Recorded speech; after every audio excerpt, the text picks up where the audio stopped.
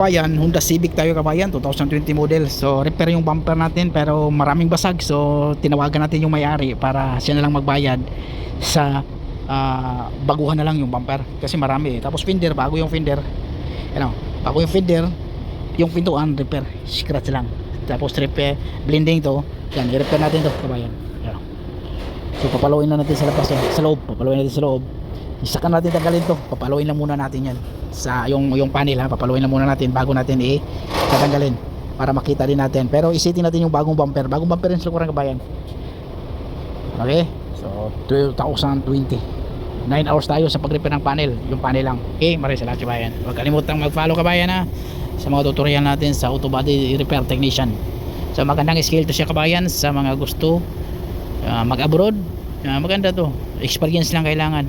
Okay, kung may experience ka na, pwede ka na mag-apply. Maraming agency dyan, tapos habulin ka ng agency pag maganda yung experience mo.